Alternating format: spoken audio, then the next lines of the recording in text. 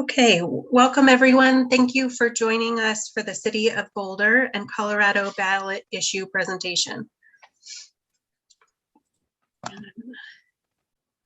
Start our recording. Okay, before we begin our Boulder ballot issue presentation, I want to invite our Spanish-speaking community members to click the bottom of your Zoom screen and choose the Spanish option to hear the forum in that language. We'll pause for a moment while our interpreter gives the announcement in Spanish, and then we'll move them into the interpretation channel. Sí, muy buenos días. Estamos aquí para la interpretación. Somos los intérpretes en español que vamos a darles la interpretación. Las siguientes instrucciones les servirá muy bien. Dentro de poco van a ver un globo en su pantalla. Por favor, elijan español y van a escuchar la interpretación. Si están en un teléfono, vayan a los 3 puntos, vayan a interpretación, luego bajen a español de igual manera van a escuchar la interpretación. Espero que disfruten. Gracias.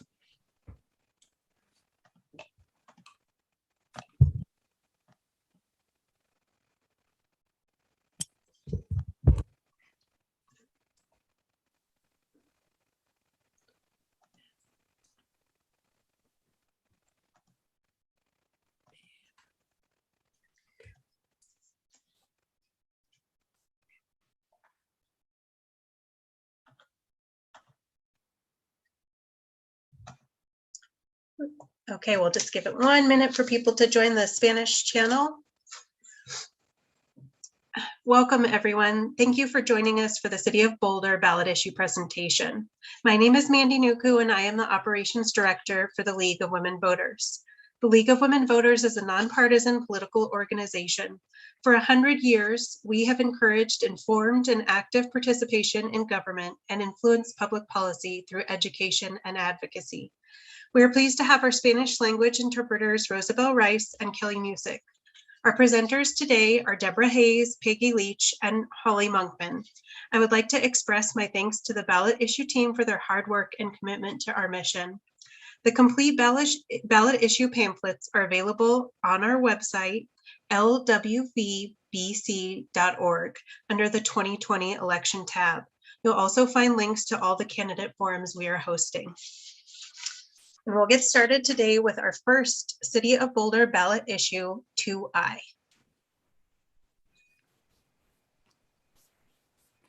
Thank you, Mandy. 2I and 2J are related. They're both about a sales tax we've been paying called the Community, Culture, and Safety Sales and Use Tax. 2I and 2J would change the name to add the word resilience, community, culture, resilience, and safety. The major provisions of 2I is to extend the existing tax, which is 0.3% for 15 years through 2036. So 0.3% means you pay 30 cents on a $10 purchase, 30 cents on a $100 purchase. 2J is related because it would allow using the issuing bonds to be repaid from the revenue from the tax. The ballot language for issue 2I is quite lengthy. When you get your ballot, you will see 5 paragraphs, some of them quite lengthy. They enumerate everything this tax revenue would be used for. It's used mainly for capital improvements and future capital improvement projects that might come along, and also up to 10% of the revenue for a grant pool for nonprofit organization projects. So some of the things listed in the ballot language are improved roads and multimodal paths, completing Fire Station 3, either relocating or reconstructing either Fire Station 2 or Fire Station 4, purchasing more emergency vehicles. Under future ideas, they're thinking of adding resilience to the transportation system, doing some senior facilities, senior services, East Boulder Center renovation, modernizing the city's data infrastructure to make it more transparent, faster, more accessible, user-friendly. So as I say, they're pretty specific. The projects listed in 2I were recommended by city staff and City Council's Financial Strategy Subcommittee. The projects list is also based on about 2,000 responses, some from a community survey and others in focus groups for representatives of arts organizations and other nonprofit organizations. We've been paying this tax since 2014, and it was a 3-year sales tax. And then in 2017, we voters approved extending it for 4 more years. The tax generated $43 million in the last 3 years, and another 9.7 million is expected this year in 2021. If the tax is extended, the revenue is variously estimated at maybe 11.5 million a year. Some say as much as 200 million over 15 years. The city estimates it has about 300 million in unfunded projects. Those in favor of this 2I have 2 arguments. First, they say issue 2I does not increase taxes, but just extends an existing tax. And secondly, the tax extension would potentially generate $200 million that would help address some of the city's $300 million worth of unfunded capital infrastructure needs, including streets, fire stations, and revitalizing Boulder's world-famous downtown district. Those opposed have 2 arguments. First, 15 years is a long time for a voter-approved sales tax. A shorter time would allow for readjustment of priorities when council requests an extension. And secondly, if the projects are priorities, they should be funded from the general fund, not sales tax. So are there questions on that? I think we can move on to 2J. Okay, 2J, as I said, is the city council is asking voters to approve issuing bonds to be paid from this sales tax if it's extended. Again, it's the Community, Culture, Resilience, and Safety tax. Proposal 2J would allow the city to issue bonds of up to $110 million with a maximum repayment cost of up to $158 million, which would come from the tax proceeds. The interest over 15 years is figured at 5.5% for taxable bonds, 5% for non-taxable. This, again, the ballot language lists the projects in paragraph 3, at least the types of projects. If issue 2I passes and issue 2J passes also, bond sales will provide funds to contract for capital improvements in anticipation of tax revenue. Now, if issue 2I passes and the sales tax is being collected, but 2J fails, the capital improvements will still go on, but they'll be on a pay-as-you-go basis as tax revenue becomes available. issue 2J can only take effect if 2I also passes. Back in 2017, when we last approved the extension of this tax, voters also approved the proposal to issue bonds. And so issue 2J just is a continuation of that practice.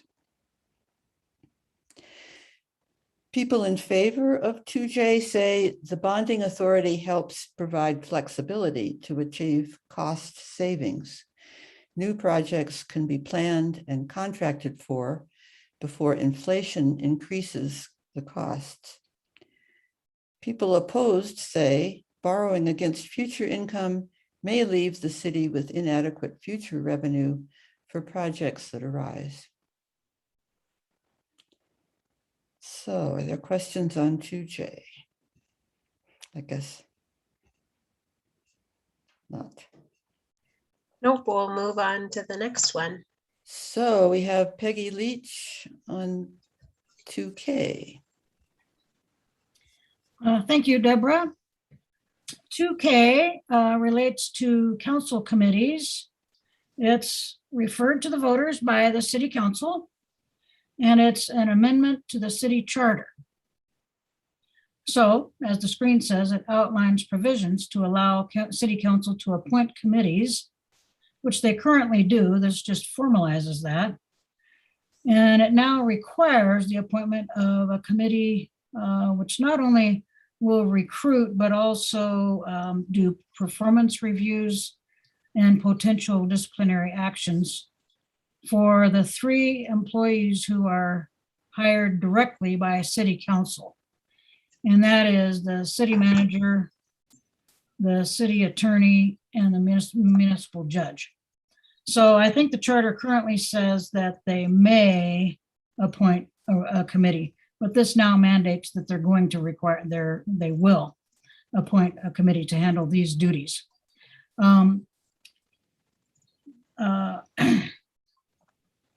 So it's formalizing the whole process because they currently used committees, small committees, to do groundwork and bring recommendations to full council. So this now recognizes the authority of council to appoint committees, generally no more than 2 council committees. And then there's one more thing that's not on the screen here that is in the ballot language, and that is removing some language from the charter that expired in 2017 that allowed executive sessions exclusively related to municipalization. So the charter used to say all meetings of the council or committees shall be public.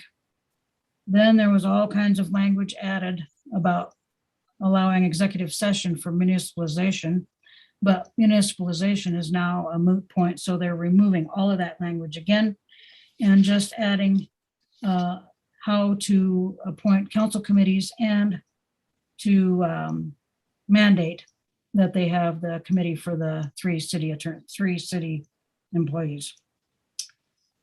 All right, next is Holly. Thanks, Peggy. Ballot question 2L, clarification of signatures for petitions. Start with a little background on this one. In 2018, voters approved ballot question 2E, which amended the city charter concerning the initiative, referendum, and recall processes. Those amendments resulted in inconsistencies between 3 charter sections, which a citizen brought to council's attention. Council is now asking voters to approve new consistent wording. The 3 sections involved are section 38A, signatures required for initiative, referenda, and recall petitions, section 44 on referendum petitions, and section 46, certificate of petitions. Let's start with section 46. That section was completely overlooked when ballot question 2E was proposed, so it needs to be amended to bring it into compliance. Section 44, dealing with the certificate of petitions, does not specify that petition signatures must be from voters registered within the city limits. So this would be corrected by this ballot question. And finally, all three sections have some simplified wording recommended by staff as they were reviewing all these sections. There's a phrase that reads, registered electors of the city who voted, and staff is recommending we simply change that word or that phrase to the word voters. So for example, section 38A would be amended to read, quote, a petition signed by registered electors of the city of at least 10% of the average number of voters in the previous 2 municipal candidate elections shall be required. Those in favor of this ballot question say that this is necessary cleanup of the city charter to correct inconsistencies and to accurately reflect the approved 2018 amendments, and there is no known opposition. With that, I will hand it back to Peggy. Thank you. All right, thank you, Holly. I'll talk about 2M, which is a council payment schedule. And as the screen says, it aligns the payroll schedule for city council members and the mayor with the schedule for other city employees. So currently, other city employees receive their annual compensation spread evenly over 26 biweekly pay periods. Currently, council members are paid monthly, according to how many qualifying meetings they attended during the month. So the amounts can vary from month to month. A qualifying meeting is a meeting where there is a quorum present, which means at least 5 members. So the maximum pay allowed per the charter anyway is 52 meetings per year, regardless of how many are held. And in recent years, council has met at least 52 times per year.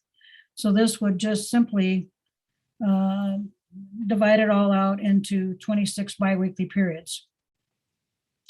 Those in favor say that it provides consistent payments for council members for the entire year, just like other city employees.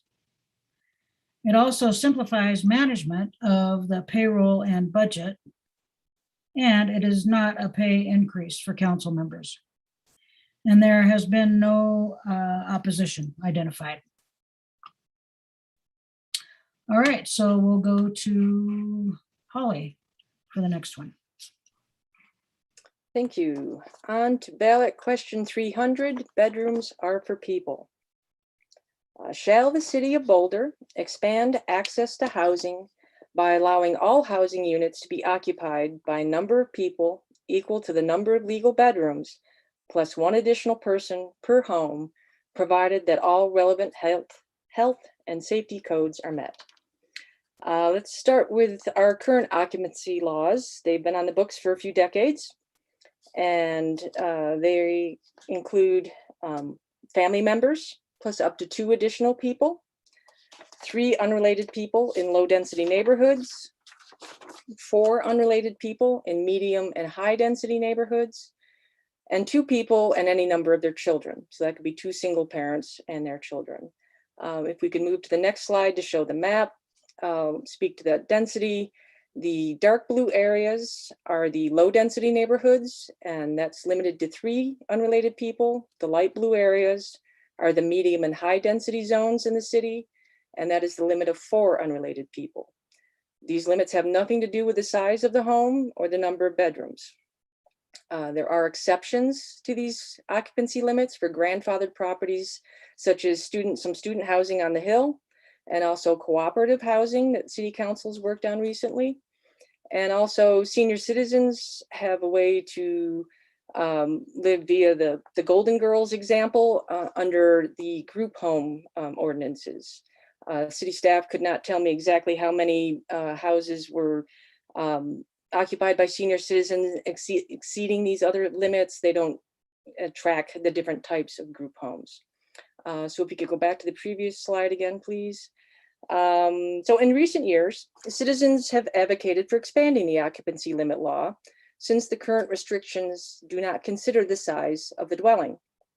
Their proposal adds an option to set the limit based upon the number of legal bedrooms in the dwelling. And they successfully petitioned to get it on this year's ballot. If this is approved, the occupancy law would be expanded to allow a maximum number of people equal to the number of legal bedrooms in the dwelling, plus one additional person. So for example, a 3-bedroom home could have 4 people in it, a 5-bedroom home could have 6. The ballot question also adds the word "or" to each of the existing occupancy limits. So those would read family members plus up to 2 additional people, or 3 unrelated people in low density neighbors, or et cetera, et cetera. So example, I want to say like a 1-bedroom condo in a low density neighborhood such as Table Mesa could still be occupied by 3 unrelated people, as is currently permitted under that second limit criterion of 3 unrelated people in low density neighborhoods. They would not be restricted by adding this new criteria on the definition of legal bedrooms. The ballot question also includes criteria for legal bedrooms. A bedroom must meet all requirements defined in Title 10, Chapter 5.5 of the Residential Building Code, including but not limited to minimum area of 70 square feet, its own access to a hallway or communal space, a source of heat, a minimum of 1 window, and 2 points of egress, for example, a window and a door. Garages, kitchens, bathrooms, and 1 living room per dwelling are not legal bedrooms.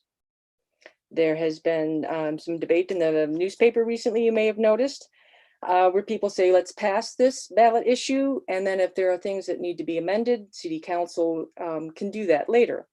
And that is permitted under Section 54 of the City Charter, giving Council the authority to amend issues passed by citizen initiative, as long as the original intent is preserved and 2/3 of council members approve the amendments. Whether or not they could make any changes to it without harming the original intent is what's been up for debate. Those in favor of 302 say that this is one way to help increase the supply of affordable housing. They've also said that some homeowners want to have additional housemates for social, financial, or other reasons, but are limited by the current occupancy laws.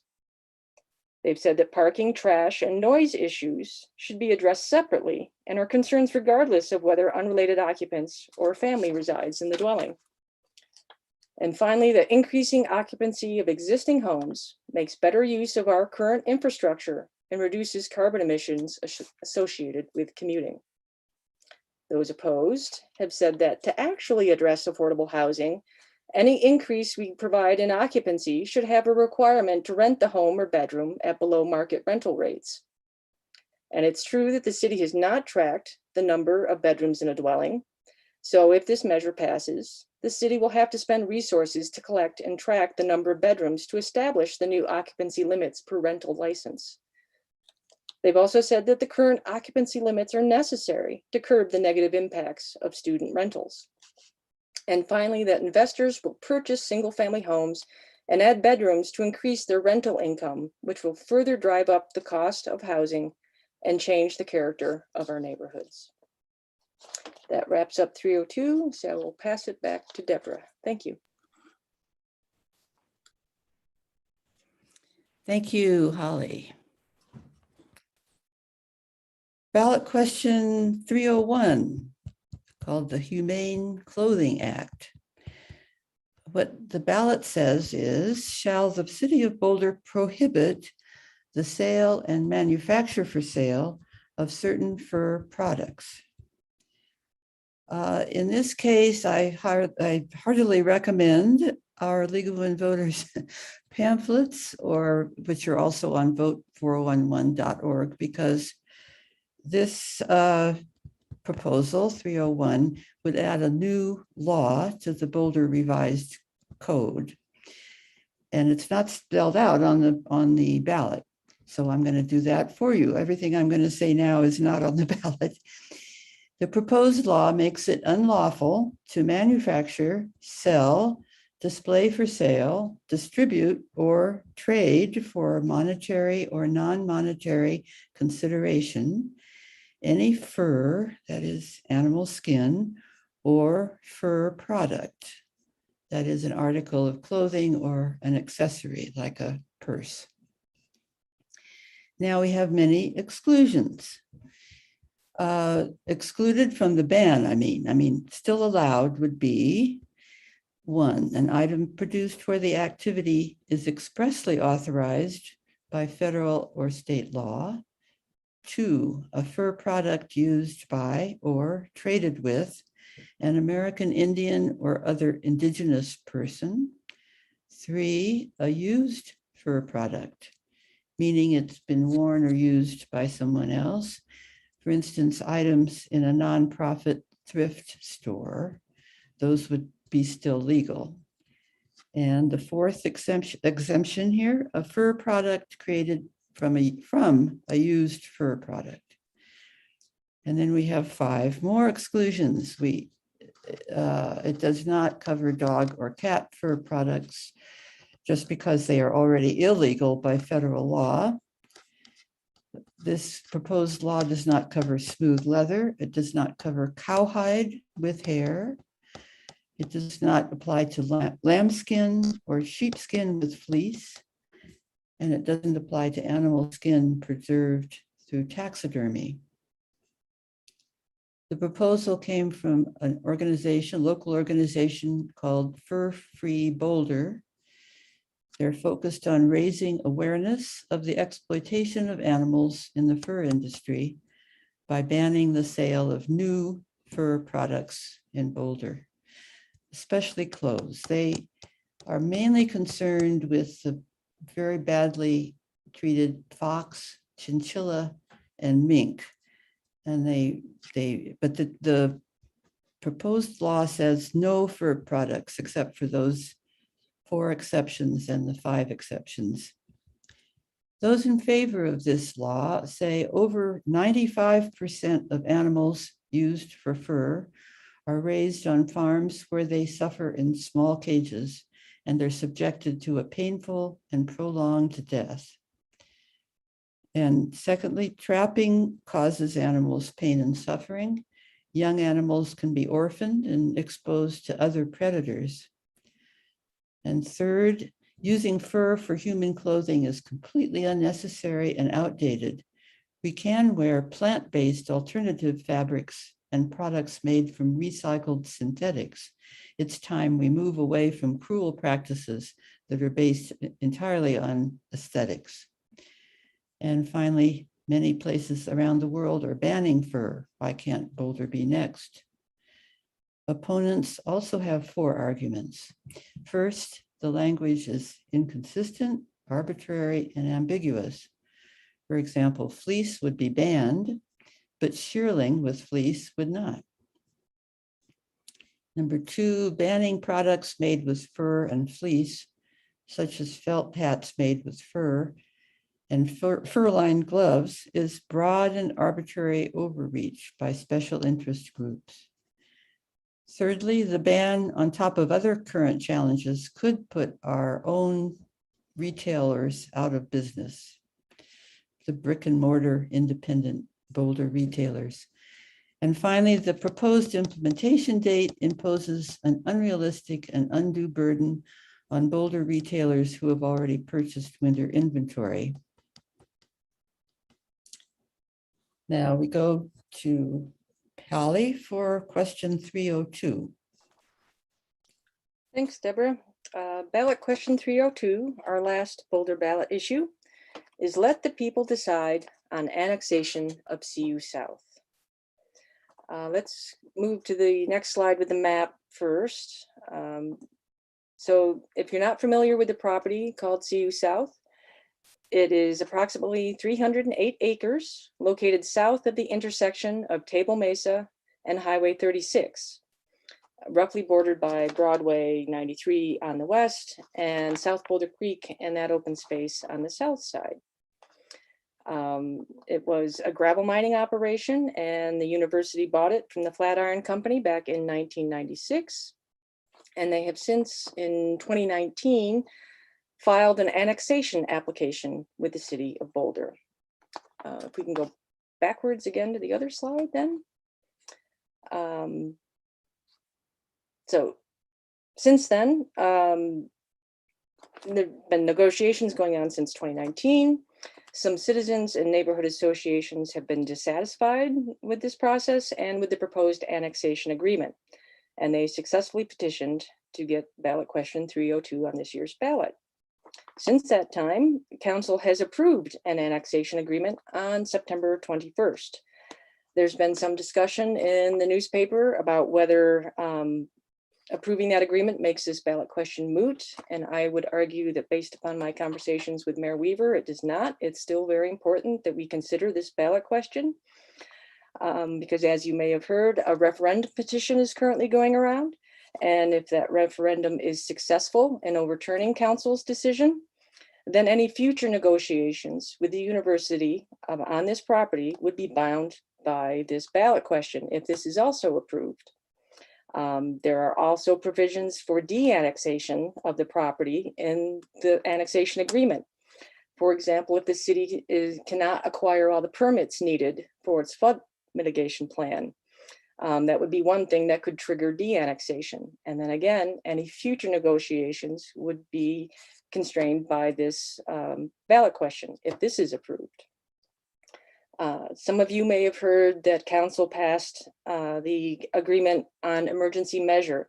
What that's doing is allowing city staff and engineers to begin work on the flood mitigation plan and applying for all the permits from the other organizations such as FEMA, CDOT, and so forth.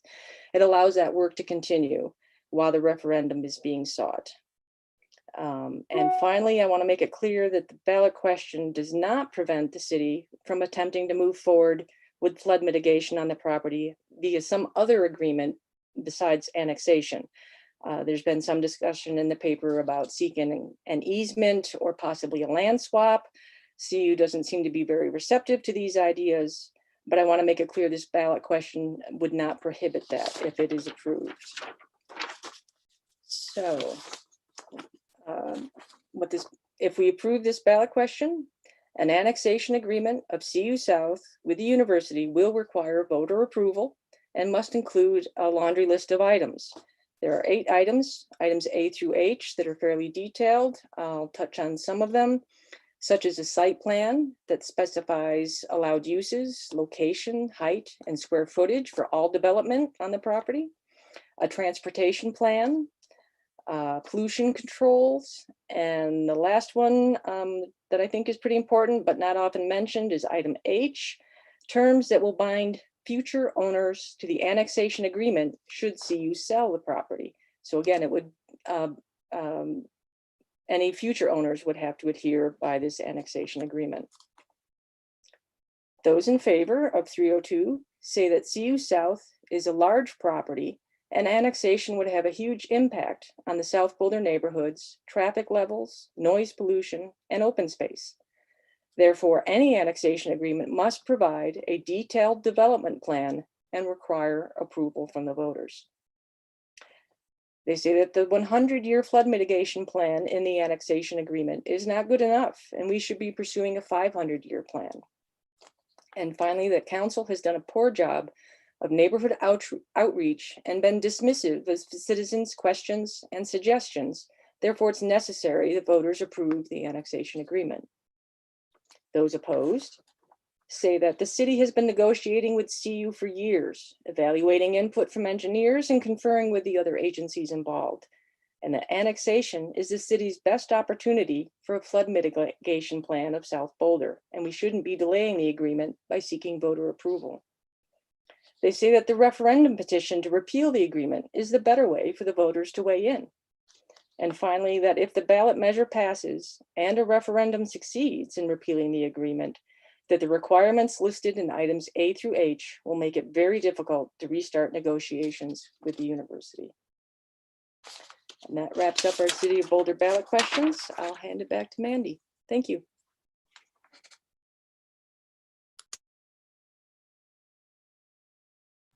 Thank you all. Thank you to our presenters today. And thank you to our audience for joining and watching the City of Boulder ballot issue presentation. Be sure to check out the League's online voter guide, vote411.org, for all the election information you need. And finally, thank you to our election season sponsors this year. We're grateful for your support. The League of Women Voters of Boulder County works throughout the year to help empower voters and defend democracy. We rely on the generous donations of our members and community to achieve our mission. Please consider donating today at lwvbc.org. If you want to lend your time and skills to encourage civic engagement for all people in a nonpartisan manner, please join us. All the information you need is at lwvbc.org. And I'd like to remind everyone that the complete ballot issue pamphlets are available on our website in English and Spanish. Again, that's lwvbc.org under the 2020 election tab. Thank you all.